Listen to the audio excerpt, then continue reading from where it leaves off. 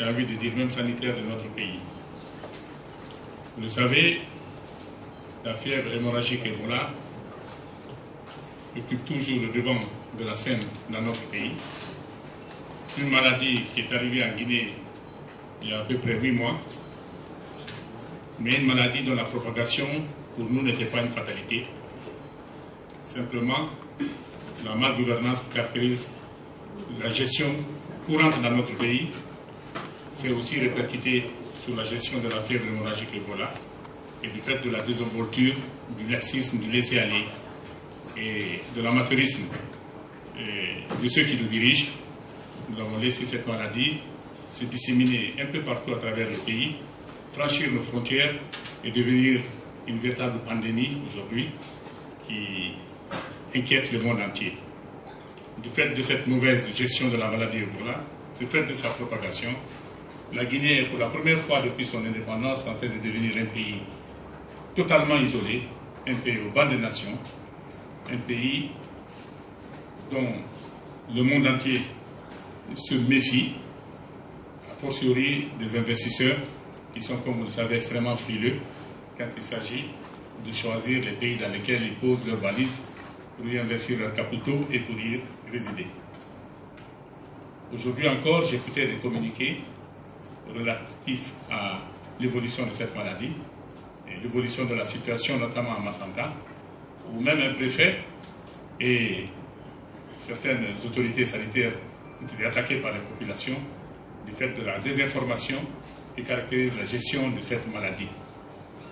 On a vu le président de la République en personne banaliser la fièvre hémorragique Ebola en la comparant au paludisme, en disant que le paludisme tuait plus que cette maladie, et en créant des conflits réels entre les populations locales et l'ONG internationale Médecins sans frontières, en accusant cette ONG de mal gérer cette maladie, de l'aggraver, de la dramatiser, tout simplement pour bénéficier des subsides et des interventions financières de l'étranger. Il a été jusqu'à dire que cette société, cette ONG, devrait même faire le point de toutes les contributions reçues par elle au titre de la lutte contre Ebola. Donc tout ceci a amené ces populations à mettre en doute la sincérité et la compétence des experts qui sont dédiés par cette ONG à la lutte contre Ebola en forêt et ailleurs dans notre pays. Et vous le savez, les médias ont banalisé cette maladie également en la comparant pratiquement à des maladies diarrhéiques et en informant qu'il suffit d'avoir les mains propres, se laver proprement les mains pour éviter cette maladie alors que rien n'en est. Il y a eu donc une communication désastreuse. Il y a eu également des moyens très limités pour lutter contre cette maladie. Vous avez écouté le président de l'Assemblée en personne lors de l'ouverture de notre session, qui avait informé effectivement qu'il y avait un problème de moyens à mettre à disposition du corps sanitaire qui aidait à lutter contre cette maladie et que tous les moyens n'avaient pas été débloqués, mis à disposition par l'État pour que cette maladie ne connaisse pas la flambée qu'elle a enregistrée depuis quelques mois en République de Guinée. Je ne parle même pas du retard qu'il y a eu à déclencher l'alerte et à déclarer l'état d'épidémie de la maladie Ebola, puisque cela a pris entre 2 mois et demi et 3 mois. Et entre-temps, la maladie avait essaimé complètement. Elle s'était répandue à travers le pays, ce qui est une première dans les multiples cas d'Ebola qui ont été enregistrés en Afrique.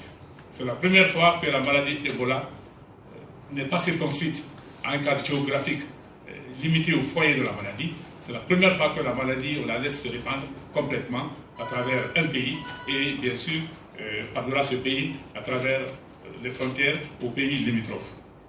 Donc, nous attirons l'attention des autorités sur la nécessité de mettre à disposition tous les moyens.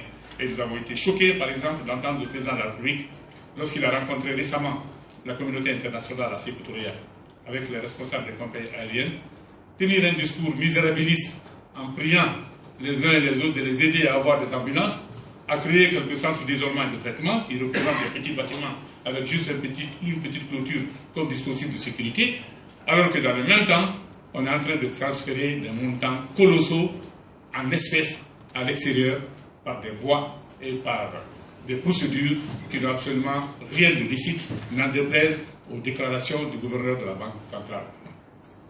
Ce scandale financier, parce que ça en est un, qui fait aujourd'hui la une de tous les journaux dans le monde. Ce scandale qui révèle des méthodes plutôt mafieuses, et ce scandale met en lumière la malgouvernance que notre pays connaît. Pendant que les Guinéens souffrent sous le poids de la maladie Ebola, pendant que l'État est incapable de mettre à la disposition des malades, des infirmiers, de tout le personnel traitant, les moyens nécessaires pour faire face à cette maladie, je dirais même les moyens nécessaires de protection, pour que le corps médical lui-même soit suffisamment sécurisé, protégé dans les soins qu'il apporte aux différents patients. Mais pendant ce temps, l'État signe des contrats pour transférer des montants faramineux, comme 58 millions de dollars et 20 millions d'euros, qui représentent à peu près 80 millions de dollars, qui donnent donc soi-disant dans les caisses de la Banque centrale et qui ne demandent qu'à être exportés dans des paradis fiscaux. Nous trouvons cela extrêmement grave et l'opposition dénonce vigoureusement cet état de fait, ces pratiques d'un autre âge. L'opposition dénonce cet usage illicite qui est fait du bien public, car nous nous posons plusieurs questions, malgré les démentis apportés par la Banque centrale, qui d'ailleurs pose plus de problèmes que n'apporte de réponses. Nous posons énormément de questions. D'où vient ce montant? D'où viennent ces millions de dollars? D'où viennent ces millions de dollars? Nous, ce que nous savons, c'est que la République de Guinée reçoit l'essentiel de ses ressources en devises du secteur minier. Et nous savons tous que le produit des ventes de bauxite et d'alumine sont domiciliés dans les comptes à l'extérieur.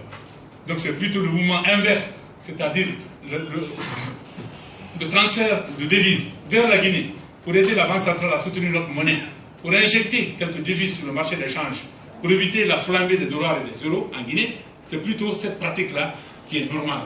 Mais on se demande d'où vient cet argent. Cet argent vient de quoi?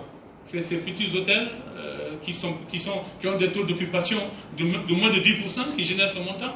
Ce sont les touristes invisibles en République de Guinée. D'où vient ce montant? Est-ce que c'est le produit de commission versé de façon illicite à des dirigeants de ce pays et transporté dans les valises et remis à eux à main propre?